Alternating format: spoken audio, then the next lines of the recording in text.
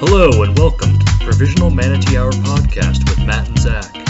We're two mostly grown men who get together once a week and talk about whatever's on our mind. It's usually pointless, but always fun. Enjoy the show. Zach, how you been? It has been a while since we have done this. Not great, but, I'm doing good today. We watched some movies. Good. We watched a movie. When was the last time that we recorded a podcast? I mean, it was during the primaries. Oh, yeah. I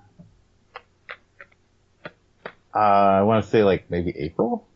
May? It's been almost a year. Not quite, but almost. Just about, yeah. We kind of fell off with it. A little bit. I guess it's not really falling off if you don't really make a consistent thing of it for a while, And also, it doesn't matter if you have no listeners, so. That's true. Well, yeah, that's true. Does it count if you just go to the YouTube page and just reload the page over and over again so you get one extra view? And just some desperate attempt to get viewers? That does not count now. Fuck. Although I think it's interesting that YouTube does count that as a discrete view, even though it comes from the same IP address it was uploaded from. Anyway, I don't know. I'm gonna cut that out. That's stupid. Yeah. Let's not talk about that on the podcast. That seems kind of desperate on our part. Yeah. A little bit. Excellent. I think the whole thing just screams desperate. It really does. I think we're gonna have to become okay with sounding desperate. I'm pretty okay with it. I've kind of been that all my life, so. Me too. Please look at me. Pay attention to me. Exactly. So we kicked off. I'm going to call this a podcast reboot. It's been almost a year. I think we're basically starting fresh here, and so. Yeah. We decided to start fresh with watching a movie and talking about it. Uh-huh. And this is, exposition for the listeners we don't have, just so you know. I'm not just... Oh, I know. Telling you... We picked a hell of a movie to start out with. We really did, and since you brought it up, Zach, what movie did... Actually, not what we picked, what you picked. What movie did you pick for us? I've picked Star Trek Nemesis because you've never seen it before. That is true, and sadly, I wanted to give you the gift of Star Trek Nemesis. And sadly, that is no longer true. I have seen it, and I am not richer for the experience. Well, see, I'm curious. I'm so curious. What did you think, Matt? Just what were your initial impressions of the movie? Okay. So, two impressions that really stuck with me after I finished watching the movie. And first is the little one, which would be that Marina Sirtis has held up very well, and Jonathan Frakes has decidedly not. Well, what I find interesting about that is that I'm not sure if this was before or after Enterprise came out, because she's in a few... Oh, no, Voyager. Because remember, she was in a few episodes of Voyager. Oh, she looked fat as fuck, dude. This is what... But she looks really good in this movie. Yeah, I'm pretty sure this is after Voyager. Yeah, it probably is. But, yeah, no, she was looking good. And... She's looking pretty good, man. And Jonathan Frakes was not. He just looked, really tired all the time. Which is different from young Jonathan Frakes. How exactly? He seemed... Just his character, especially from Next Generation, he seemed like a bit more of a badass. He yelled at people. He fought, He didn't fight in this movie. He just got his ass kicked and just somehow managed to win. Well, that's kind of the weird thing about the Next Gen movies, is that it's almost like they turned Picard into an action hero. Yes. Where it seems like it would have made more sense if they chose Riker. and even though he's kind of a pansy. And that actually, if I may, segues perfectly into my major point. I felt like this was just a Picard movie. I mean, looking back on it, there was little to no Geordie LaForge. There was little to no Lieutenant Worf. There's lots of data. There was lots of data. That and his retarded little brother. But ugh. Yeah, no, exactly. Oh, I got issues with that. Yeah. I got issues with that. But it just seemed so focused on Picard that you lost kind of the crew and the team aspect of it and the interplay of characters. And I think that's kind of what has helped Star Trek be a success in previous movies. That's true. And on top of that, he's kind of out of character in this movie. Like, he seems a little too jokey. Yes. Like in the show, he always would drop a one-liner very occasionally. Yeah. But in this movie, they come thick and fast, and there's a couple that are completely inappropriate. Oh yeah, he had way too many fucking quips. Like that little joke early on, I guess they're talking about how the wedding ceremony on Beta Z, everyone's supposed to be naked, and he's just that dumb little quip like, "Well, I'm gonna go hit the gym." And it's like that. It's just so out of character. It's just so weird. Exactly, it is. And then like the most inappropriate one of all was the one at the very end after Data had died, and then the Romulans are hailing the ship, and he's like on screen, but the screen was gone, so he's like, open a channel. It's like, I can't believe they're making a joke right there. Yeah, it's supposed to be a serious moment. Yeah, it was weird. It was weird. So it was very weird. What did you think about just the story overall, and just so for a quick plot synopsis of this movie? Apparently, the Romulans had created a clone of Captain Picard with the plan of replacing him, like in some covert mission, with this identical agent. Which, yes, I'm going to be honest, is kind of a tenuous sounding plan. It seems a little Rube Goldberg bizarre to me. Yeah, no, but I guess the regime changed, the plan got scrapped, and so I guess they just said, "Oh, we got a Captain Picard. Let's just throw him onto the Riemann slave planet, because that's what you do." That's true. Yeah. Let me interject something here real quick. That the movie opens with Shinzon dissolving the Romulan Senate. You get it? Yeah, very, very nice. Well, he didn't so much dissolve them as turn them into shitty quick-crete statues of themselves. But yeah. That's true, but I have to say that effect still looks pretty good after 15 years. I'm surprised. Yeah, no, it wasn't bad. It wasn't bad. Using his magic radiation, whatever that. What was it called? Phaleron radiation. Phaleron, that's right. Yeah, green shit that kills people. Yes. Exactly.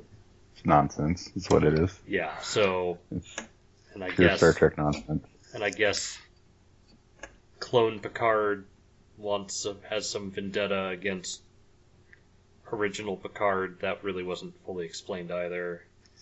It wasn't. It really wasn't. There's a bit where he was like mind fucking Deanna Troi, which was weird and arousing at the same time. I was a little confused. It was so exploitative. Yes, it was. And then after that, it was just about an hour and 15 minutes of action, and then explosions, and then very brief conclusion, and then done. Yeah, no, it was. It was horrible. Yes, it was terrible. Because here's my rundown of the movie. Okay, let's hear your rundown. I will read the notes up until I gave up. Okay. It starts out with my awesome joke. The Shinzon dissolves the Senate. And then we have a boring holodeck wedding. Although this scene is notable because it's the only time that Wesley Crusher appears in one of the movies. Wait, he was there? Yeah, he's sitting at the table. He has no lines. He's just sitting at one of the tables smiling. I missed him. Wasn't he didn't he go renegade or something? Yeah, well, I thought he went, didn't he join up with that traveler guy? That guy who can like do magic stuff with warp fields and like travel the universe and stuff. What the fuck was that guy's name again? Oh shit! I thought he I don't went know. evil too. No, I don't think he went evil. I think he just, yeah, he just got kicked out of Starfleet Academy. Maybe I just kind of wished he did, but yeah, no. Cause, but nevertheless, so we have the boring holodeck wedding. Yeah, sorry to interject there. Oh, you're fine. With the plastic symbols on the drum kit, which has always bothered me. Because doesn't even make sense in Star Trek. No, it does not. And then we have the pointless dune buggy scene. Yeah, well, yeah, they landed on like the Mad Max planet. Okay, but what was weird about this is that this is classic Star Trek, by the way, is they can't use the transporters because of an ion storm. Then once they get to the planet's surface, it's like perfect blue skies, not a cloud in the sky. Like, oh, ion storm indeed, right? But that's just a minor thing. That's a nitpick. I mean, well, and I suppose I was confused about that. Is the ion storm occurring on the planet or out in space? They say it's in the atmosphere. It's in the atmosphere. So there should be something going on, like some crazy space lightning or something. Exactly. Okay. Exactly. All right. But there's nothing. I mean, it's just bullshit. That's just classic Star Trek, though. I mean, it doesn't have to make sense. You just have to say it. And it was around this point that it started to become more clear that Picard was a little off in this movie because he's a little more reckless and a little more jokey than he regularly is, you know? Yes. Okay, and then let's see. From here, the next note I have is Admiral Janeway. Yes, I suppose I was pleased she wasn't in it any longer than she was. Yeah. Yeah. And then Shinzon equals Tom Hardy. Yes, and And I think this. I was gonna say, remarkably, this movie did not kill his career. I mean, he's done very well for himself. This movie started his career. I think this is like his first major motion picture. It was, and I'm amazed it wasn't his last. Yeah. But what's weird about Tom Hardy is how, like, okay, here's the 3 Tom Hardy movies I know off the top of my head. You got Star Trek Nemesis. You've got Batman, that Batman movie he was in. Yes. I can't remember the name of it. And then what was that movie? That was Dark Knight Rises, wasn't it? Yeah, Dark Knight Rises. And then he was in the Mad Max Fury Road. And in all 3 of those movies, he looks completely different. Yes. It's crazy. Like, he's a big, huge, beefy monster in the Batman movie. But in this, he's a weighty little fucking creep. Yeah. Like, ugh. And he's kind of intermediate in Mad Max. And I guess he did a boxing movie. Oh yeah, I forgot about that. But I haven't seen called? it. Yeah, we have seen the same 3 Tom Hardy movies. The thing is, I think he's done a lot of like, wasn't he in 300, or is that somebody else? I thought that was Gerard Butler. I think you're right. Let's see. But no, and then the next note I have here is one of his first lines right after we meet Shinzon, which is, "May I touch your hair?" Yeah, that was weird. And then the next note I have is they analyze Shinzon's DNA because you remember he cuts himself with a knife and gives it to Data. Yes. And then they take it back to the ship and then they analyze the DNA with a microscope, which I find that was a little odd. It must have really, really good magnification. Really good. Yeah, except it didn't really output an image. It was just like a computer representation of DNA. But whatever. I guess that's almost a nitpick, but I would say that's a real criticism. Because this is stupid. And then The next note I have is Trump-esque dictator, because he's kind of a big baby and he just demands all the power all the time. I don't know how political you want to get. No, no. But Actually, now that you mention that, I think I had the same thought while I was watching this. It's like, yeah, this is a Trump style man baby, just bullshit dictator. That is what he is. he's a super creep, dude. Yes. But okay, I have more notes here, but honestly, I don't really think I had anything interesting. We have the long scene. Oh, actually, no. This is a good point. This is kind of illustrates how broken the script is in this movie. When Shinzon and Picard are sitting down and commiserating about, where the fuck Shinzon came from in his childhood and all that, they have that moment where they're talking about, looking up at the stars and imagining what's out there, when like 30 seconds before Shinzon was saying that he spent his entire youth shackled in a dilithium mine and hadn't seen the stars or the sun for like 10 years or something. It's just blatant. So almost within the same sentence, but not quite. And then we have the sidekick rape scene, and then it's just boom pow whiz bang for the rest of the movie, essentially. Yeah. I mean, is that just what we get to talk about for the rest of the movie? Is just critique the fight scenes? No, well, see, the thing is that like the fight scenes are the best part of the movie. Well, not even the fight scenes, but like the space battles are pretty awesome in this movie.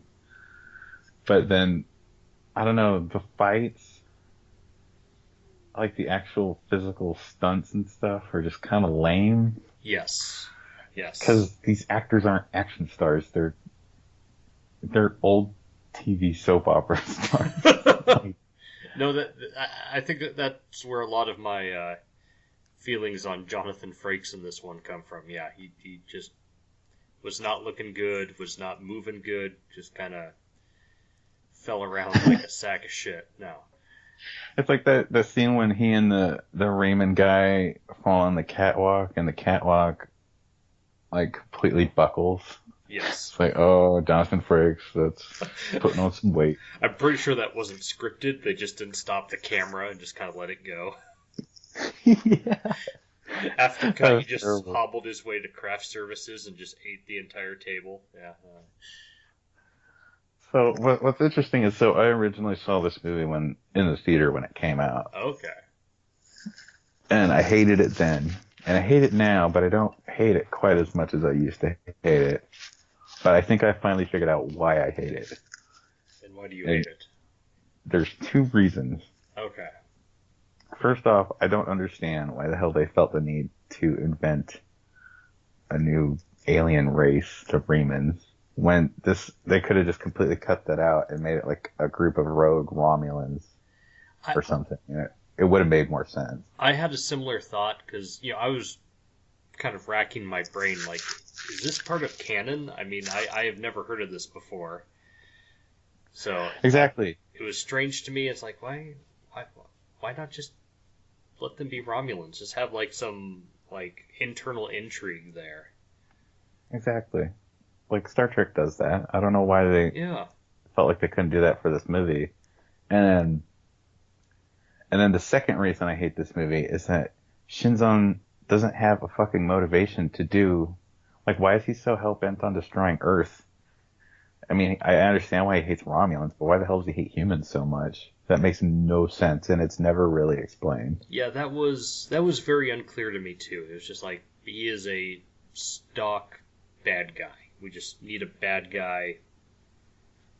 Here he is. He wants to destroy the planet and go. There's just no setup. There was no empathy. It was just bad guy. Creepy, rapey bad guy. Super creepy, rapey, nasty bad man. Yes. Yes. And then, there is a third reason. Oh. And that is that they blatantly just brought in that other android because fucking Star Trek, for some reason, doesn't have the balls to just kill off any of its characters. Like they couldn't do it at the end of Star Trek 2. They had to make a whole other movie to bring Spock back. They couldn't do it with Tasha Yar. They ended up having to invent this stupid timeline so that she had like a weird half Romulan sister, so they could basically bring the character back. And then blatantly this, because it's like, oh, Data's dead, but not really, you know? It seemed a little cheap to me. It's just like, well, granted, this movie is pure fan service, and Yeah. Star Trek fans, the two of us included, are not well known for their emotional maturity. So That's true. this may have been a wise move on their part, just to bypass the death threats that would inevitably roll in. The thing is, though, it's like this was the last Next Gen movie, and I think they probably knew that it was going to be one of the last ones, so I don't know why they couldn't just leave Data dead, because we were never going to see him again on screen anyway. Yeah, I feel like they could have done it. I think you're right. It just would have been. They would have had to treat it right and definitely had a good build up to it. That's true, and I think maybe the reason that they did it the way they did it is probably because Brent Spiner was one of the authors of the screenplay, I think. Yes, well, he was. Yeah, he did help write the screenplay. So I think he just wanted screen time, because he probably knew he wasn't going to be in front of a movie camera for Ever. a few more years for that. Yeah. Oh wait, no, he was in the second Independence movie, the Independence Day movie. He was, even though his character was clearly killed in the first Independence Day, but whatever. Yeah, speaking of shitty movies, by the way. Fuck. I haven't seen that. I heard it's a turd, though. Oh, it's so bad. But another day. Another day. I hear it's quality schlock, though, which is always fun. Yeah. They really crank it up to 11. Yeah. I still keep meaning to watch that, but I keep not doing it for some reason. Okay. Well, I mean, I feel like we've made it through the movie. We've talked about it. So, I mean, what is your final assessment of this movie? What I don't feel like it's a secret, but what's your final thought? It's really bad. And honestly, it's not just bad because it's a bad Star Trek movie. It's bad because it kind of goes against, I think, what Star Trek's all about. I think it's a little mean-spirited. And I think it tries to tug at your emotions in really cheap and disgusting ways. Like, the whole psychic rape scene is only even in there to make you hate Shinzon even more. Even though he's already a fucking scumbag. So it's like, it goes too far. No, I'll agree with you. I mean, it was, yeah, its emotional depth was very shallow. It was, everything seemed very contrived. Yeah, I mean, there was this huge cast of characters, and most of them were just utterly ignored. Mm-hmm. And also, it had the same kind of feeling that, like, the 2009 Star Trek movie had, where it almost felt like it was written by people that had never seen Star Trek before. Because, like, the Romulans seemed way too passionate. Picard, was, again, like, kind of almost like comedic relief. And it just kind of made me wonder, like, have these people ever seen fucking Star Trek, or do they give a fuck? The dune buggy scene is really out of place, although there is a reason that scene is in the movie. Yeah. No, I would say, no, this is a piece of shit. It is a disappointing end. How would you rate this next to the reboot? The reboot? Yeah, the new. Like the 2000. Yeah, the one you just mentioned. 2009. I think that's what it was. Oh, I definitely hate this movie more than the 2009 reboot, but I have different issues with the 2009 reboot. Like I feel like that's, well, actually no. Now that I'm thinking about it, I think I might way prefer the reboot to Nemesis because, I always said that that reboot kind of killed Star Trek, but I don't think that's necessarily true. I think maybe Nemesis killed Star Trek. No, that's a fair point. I would say I have kind of a Jim Crow kind of hate for both movies, separate but equal. I just hate Right. them both deeply, just in very different ways. Like, I hate Nemesis because it took something that was great and just did a dog shit job It just of drags making the it. whole series and Yeah, they and it get was dirt. such an easy thing because everything was so established, the characters were there. The universe just functions. You just have to make it go. Whereas the reboot was just, we're going to take all those, interesting parts of Star Trek, like, basically being part of a post-scarcity society, wide-scale, embrace of humanist values, a spirit of exploration and discovery. And turn it into Star Wars. And they just turned it into a shitty reboot of Star Wars by putting like 30,000 phaser arrays on the Enterprise. Like that, it bothered me. Yeah, that's true. It bothered That's me true. deeply. And also, Chris Pine is a shitty Kirk. Yes. That whatever Jeremy Quinto guy is a horrible Spock. Dog shit. Absolutely. And the guy that plays Bones is okay, but he was all right. Barely has a role. Yes. Yeah. Except the problem is that because I don't know, I saw some YouTube video where this guy like really analyzes the shit out of that movie, but he points out that because in the reboot, well, okay, let me back up. Like in the original series, those three characters of Bones, Spock, and Kirk all worked off each other really well. That they were almost like different aspects of one person's personality, sort of just in the extreme, Yeah. Like you got the guy that's really, really emotional in Bones, and then you got the person who's hyper logical in Spock, and then you got Kirk who's, they're like the devil on his shoulder, Whereas in the reboot, Spock is way more emotional, and honestly, he's got fucking issues. And so there's kind of there's no room for Bones in that equation. Yeah. So, I don't know. And I've heard this, and maybe this is just an apologetic, made by a fan.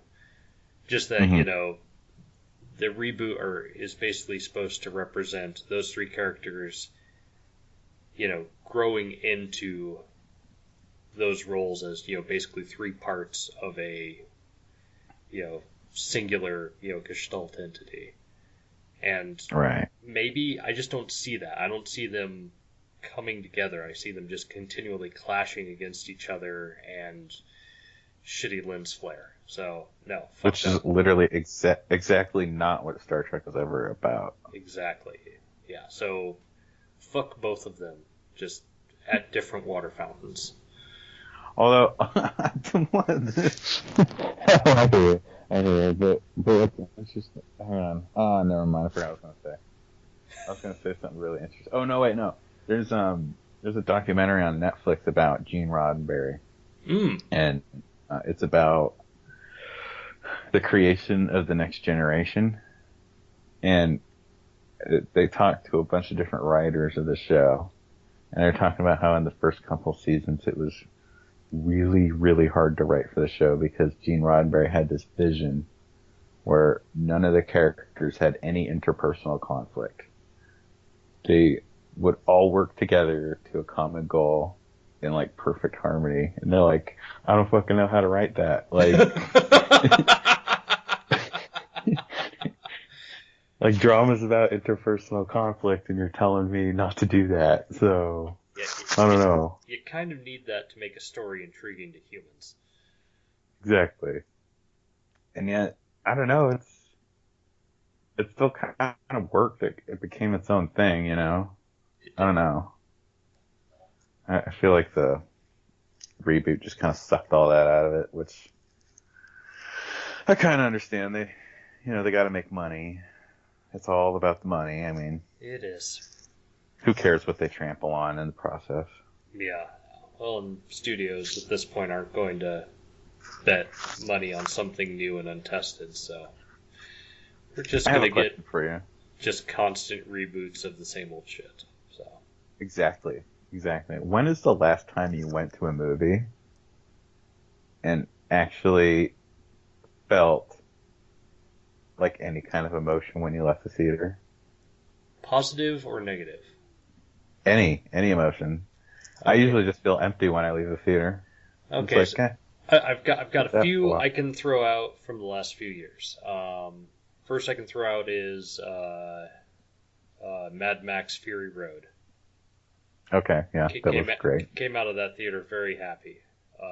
Yeah, that was awesome. And see, probably another one was last fall. I went and saw Arrival. That was a good Oh movie. yeah, I okay. liked that. I missed that one. That kind of stuck with me. You know, it gave you some stuff to think about. It was interesting. And what else did we? Oh, Jenny and I went and saw Hidden Figures, and Which one is that again? that one was about the black women that worked at NASA during the Apollo Oh. missions. Or no, it wasn't Apollo. It was the one before. Was that Yeah, Mercury? wasn't it? Yeah, I think they were like doing the calculations for the Mercury missions. Exactly. Yeah, and it was during the early '60s, and no, it was that one was a really good movie. It was very good. Yeah, I heard that was pretty good. Yeah. So But like by and large, like I don't know. I feel like I don't know. It seems like most of the popcorn movies, like there's always going to be those higher minded films like those two you just mentioned. yeah, But then it seems like the popcorn films, the summer blockbusters, have just become like a bunch of very. It's like they've chopped it up and minced it so fine. They've turned it into a. They're all the same. They're all the yes, fucking same. It's like they figured out what sells, and now they just make that movie. no, no, I completely agree because I think it was last month or maybe the month before. Jenny and I went to go see Doctor Strange Oh yeah. and watched the movie. It was fun. It was enjoyable, and I walked out of the theater remembering basically nothing of what happened. It was just like I fucking hate Benedict Cumberbatch. I've just, well, and hilarious side note, I couldn't help but keep hearing Dr. Gregory House when he was trying to do an American accent. Like it was so bad, it was so bad. But no, I Oh, mean, you think that House does a bad accent? Because no. I'm just I saying. didn't know he was British. Oh, Hugh Laurie? Yeah, no, he's British. Him and Well, I mean, I didn't know for years that he yeah, was British. So. yeah. Him and Stephen Fry did a bunch of stuff together when they were younger. Oh yeah, I've seen a little bit of that. Yeah, no, I just know it's just that. I mean, Hugh Laurie has a perfectly fine American accent. I just thought uh, Benedict Cumberbatch just had a very bad version of the Doctor House accent. Like it sounded like him, but just shitty. Ooh, okay. It was just I'm not sure how to explain it. It just sounded way too close to just that character as opposed to just him speaking in an American accent. Like it was just It's got a little bit too much twang, yeah, you know. a little too much gravel to it too. It was just no, it's well, I suppose he was a neurosurgeon, so he was a doctor. But Speaking of which, have you ever seen that movie John Wick? yes, actually, went with Jenny and David to go see the second one. I think that was last week. Oh, is it good? It was pretty good. Yeah, no, I mean, it kind of falls into that same category where most of it is just action that you enjoy and then you remember nothing of. Like, there's not a lot of Yeah. story to it, but it's pretty Well, like good. the first one, it's literally like the guy gets a dog.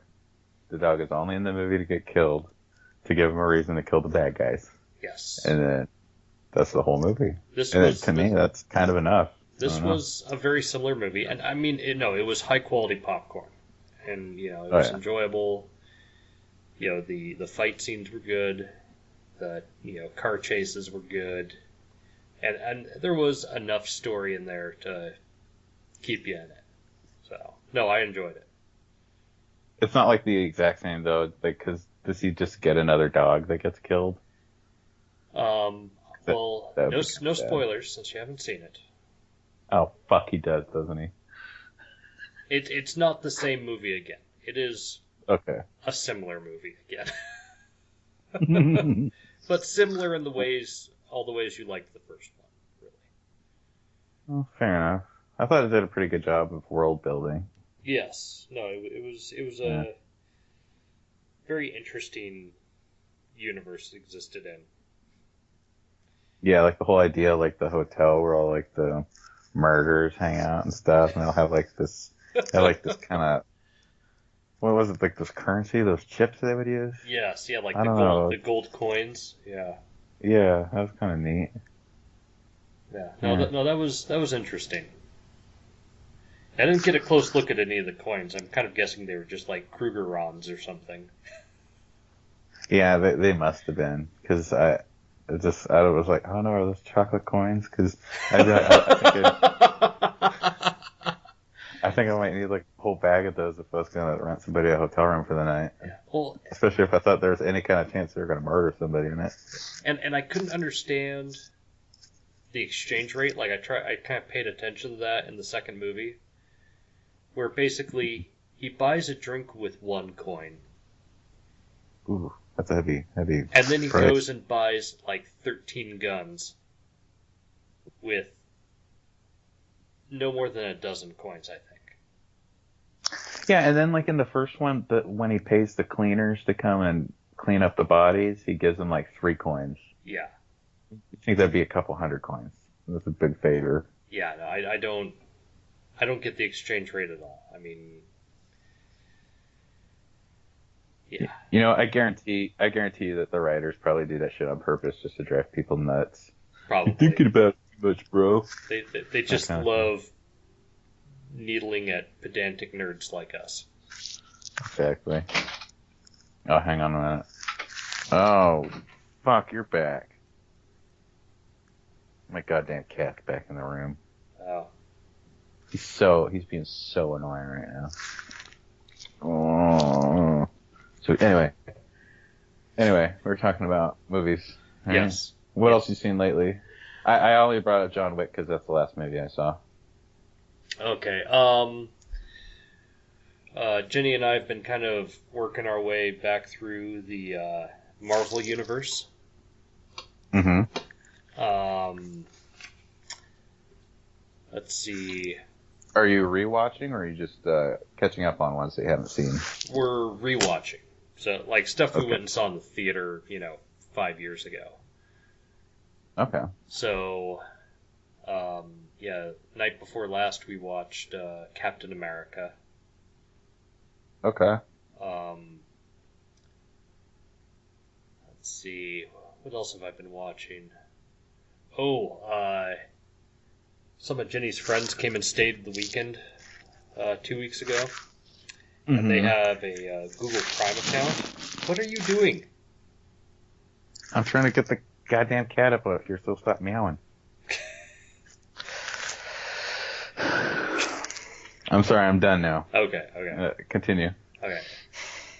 So some of Jenny's friends came and stayed the weekend a little while back, and they have a Google Prime account. And What's that? What? What's Google Prime? I don't know. It's Google stuff. Wait, do you mean Amazon? Wait, do you mean Amazon, Amazon Prime? Shit, fuck. Amazon Prime. Okay. They're all the same. They are. Except I don't think Google has a service like that. But anyway. No, yeah, sorry. Amazon Prime. Amazon Prime. And they live in Wyoming where the internet doesn't exist. I have no idea why they possess Amazon Prime, but they have it, and because they never get to use it, they just gave us the login. Oh, cool. So I started watching an original series on there called The Man in the High Castle. Oh, nice. I read that book. Oh yeah, it is super good. It's really creepy. It's really unsettling. No, it's a very good series. Yeah, I really like the book. I wish I could watch it, but like Amazon Prime is fancy. But I got to imagine at some point it's gonna get broader release, but I think it's pretty new. But yeah, no, yep, I think it might be on Hulu. I'm not sure. it might be, but Oh yeah, but the book is really good. I know that. whatever you're doing is still making noise, Is it? like a All right, lot Val, of you noise. gotta go. You're running a podcast.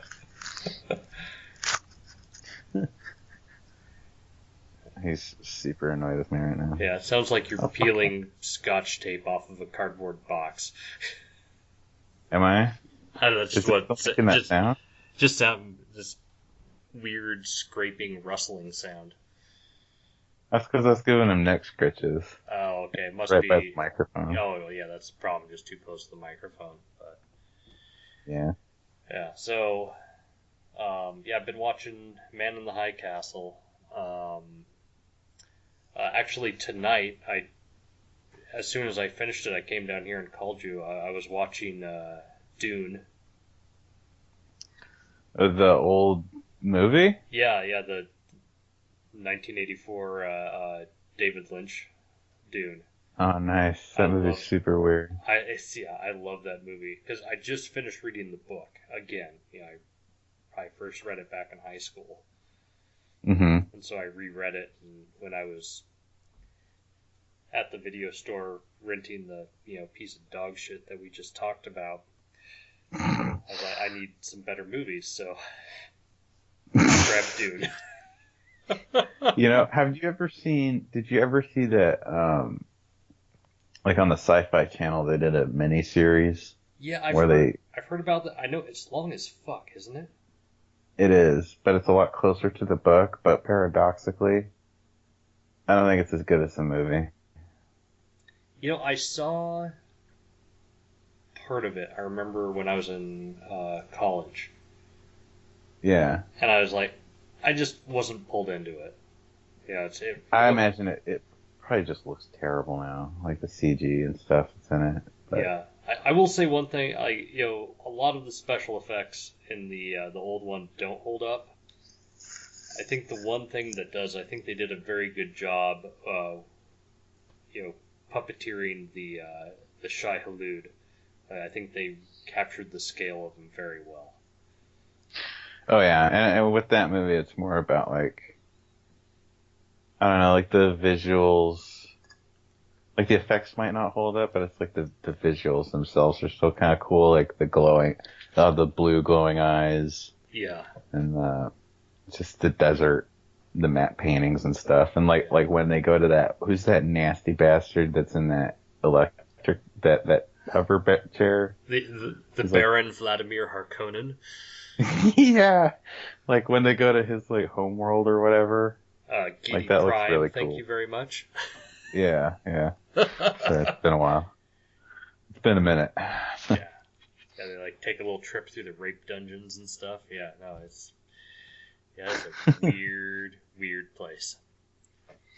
Yeah. And then is Sting supposed to be like his son or just like his henchman? Sting, so Sting is Fade Rautha.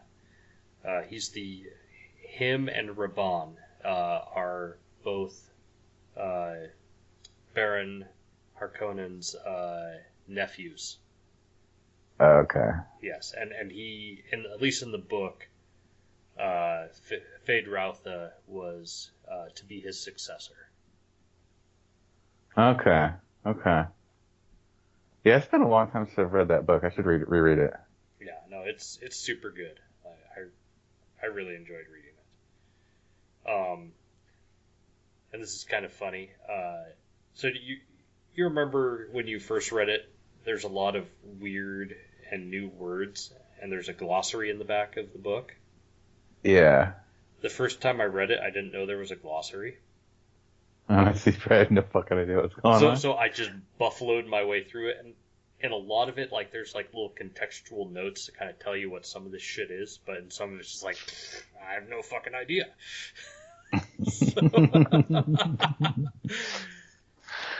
But I imagine some of it you can probably kind of figure out No, as you read. and I mean, you can figure out well enough, to enjoy the story, and a lot of it there's little bits of exposition, in the narrative to kind of explain some of the new words, especially the major topics. So, I mean, it works, but flipping back to the glossary is pretty helpful too. Something that didn't make sense to me in Dune was, okay, so you know how there's like the pilots for the spaceships that are like bathed in the spice or whatever? Yes. And they like mutate into these weird creatures. Yes. Okay, so there's that. And then there's, what are they called, like the Bene Gesserits or something? They're like the Bene Gesserit, sisterhood. And then don't they like snort the spice, or like they just expose themselves like insane amounts of it So to like gain powers? they don't specifically consume spice. Some of them do drink the water of life, though, which is Okay. I think this is where I'm getting confused. Yeah, because the water of life is the liquid exhalation from a stunted Shai-Hulud. It's called a little maker. That's been drowned. That's how you kill it. And when it dies, it exhales this liquid that's a powerful poison. Okay. And when you have a new Bene Gesserit Reverend Mother, she will drink some of this and take it in. So nerdy. And and she'll figure out how to, like, she has such control over her body, she'll be able to change the molecule of the poison and render it safe for others to drink. And then it's just this crazy mind expanding and also like mind connecting drug. Okay. So, like, there's this huge group ceremony associated with it in the Fremen culture. Okay, because that always confused me, because I figured that like when they drowned the worm in the water that it made like super spiced tea, and that I didn't understand why Muad'Dib could drink that shit, and supposedly it was like a miracle that he could survive it, but then like the space pilots could be like drenched in spice all the time, and it wasn't like a big deal.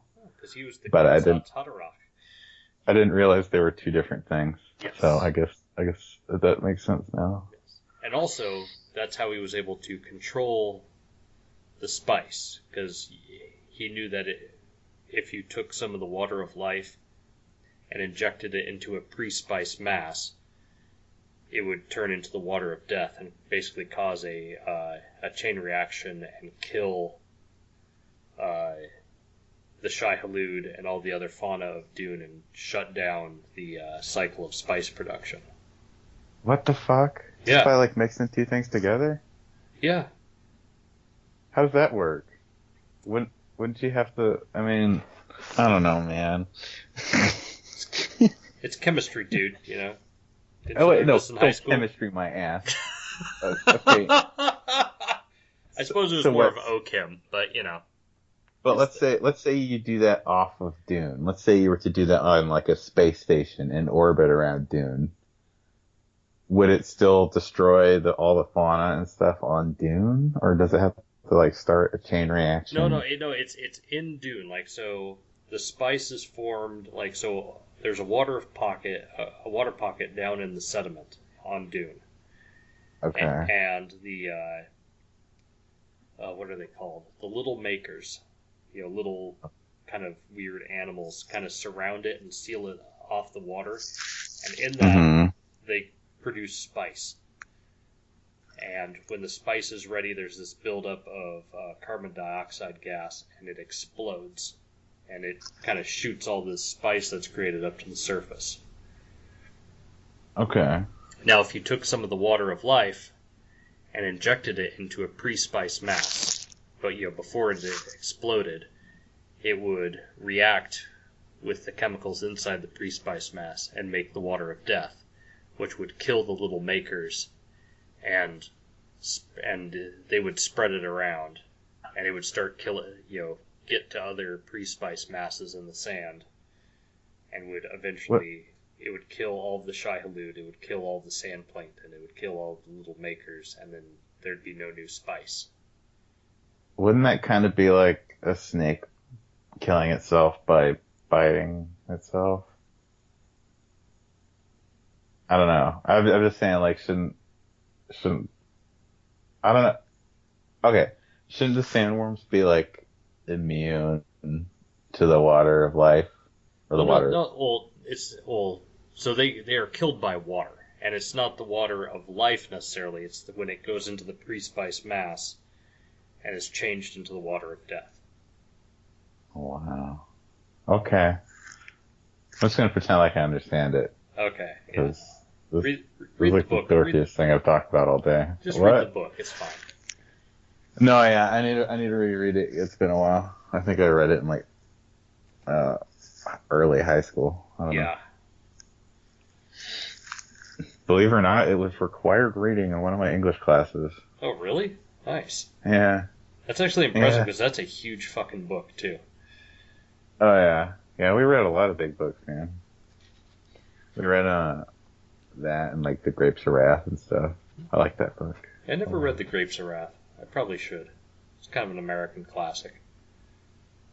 It's a great book. I like the ending's a little weird, but it's a good book. Speaking of which, you know who's from Springfield? Who's that? Ken Kesey. Who's Ken Kesey? He wrote One Flew Over the Cuckoo's Nest. Oh, okay. That's right. Yeah, there's Ken Kesey shit all over this town. Is that kind of like Forks, Washington? Is full of Twilight bullshit. They found one thing and No. are clinging on to it. No. Okay, it might be the same in that sense. No, it's not the same. No, Other I than that, because Yeah, no. Ken Kesey actually has respect. Yeah, no. I only connect the two in that one specific way, where it's a dog shit town that's just clinging onto one little thing to try and keep it alive. That's definitely true. In fact, I don't know, Forks might be better off than Springfield because Springfield sucks. Yeah. My wife and I went to Forks. This was years ago. This is probably at least like 7 years ago. And so it was kind of at the height. Like, I have no idea if it's still like this now, but there were like 3 or 4 dedicated Twilight shops. There were Twilight tours. There were, all the hotel signs had some Twilight shit on it. There was dorky looking little high school girls getting their picture taken in front of the high school. It was crazy. I think they have like a festival every year too. Oh, I believe it. Because before that, all they had was a failing lumber industry to let them die slower. Isn't that like way out on the Olympic Peninsula somewhere? Yeah, it's kind of out in BFE. But bumfuck everywhere. Bumfuck Egypt. Oh, okay. Yeah, because I think you need to I think to get there from Seattle, you need to take a ferry or drive like 8 hours around the fucking sound. Yes. It's just insane. Yeah. I don't know. I wouldn't mind going out there someday, but I hate Twilight so much that I just might not. Well, there's other shit out there. Like the Outer Coast, which is awesome. And the Green River Killer. He's still out there somewhere. I don't think they ever caught that guy. Yeah, they did. Hmm? Yeah, they did. They did? Yeah, they caught him. Shit, when was that? Early 2000s, I think. No, they nabbed Oh. him. Yeah, Gary I thought there Ridgway. was some serial killer in the Seattle area who they never caught. Maybe, I don't know. But yeah, the Green River Killer, they definitely caught. Okay, never mind that. That joke doesn't work then. That's okay. I'm okay with that. I fucked up. No, that's fine. That's fine. Anyway, it's awkward now. I mean, It is a little bit. speaking of serial killers, Oh, have you watched the OJ series on Netflix? It's like a dramatic reenactment. It's got Cuba Gooding Jr. as OJ. Yes. I watched a little bit of it. I just really didn't get sucked into it. But no, is it good? It's pretty good. I've only watched like the first episode, but yeah, it's pretty good. All right. I don't know. Cuba's just a good actor, dude. He is. He hasn't been given a lot of chances to really shine lately. But yeah, no, I'm glad he's doing something good. That's true. Cause like, what was his last big movie role? Like, Radio or something? It's been a while. I think he was in that. What was that one Snow Day movie? I don't know. I didn't see it. Yeah. That was like a big deal when I was a kid. That movie. Because it's one of those movies for teenagers. Ah, yes, high quality material. Sure as fuck was, man. Yeah. Anyway, I think the listeners can tell, the quote unquote listeners can tell that we're clearly out of things to talk about. Yeah, I think let's let's go ahead and wrap this up then. So that was the Provisional Manatee Hour reboot. That's right. Yeah, I mean this is a audio medium, so you couldn't tell, but there were fucking lens flares and phaser cannons everywhere. That's true, and we are both being portrayed by actors that look nothing like the original us. I am far more handsome, and you are somehow even uglier now. Yeah, no, it's weird. Yeah, so. Yeah. Yeah, it's funny how that works. Well, let's on that high note, let's go ahead and call this. This has been Matt. And this has been Zach, and we've been sponsored by Butt Plugs for Jesus. Butt Plugs for Jesus. That's right. We need to make that 501c3. All right, this has been the Provisional Manatee Hour podcast. God, I can't even say it. Fucked it up. You got to do it again. This has been the Provisional Manatee Hour podcast. Signing off.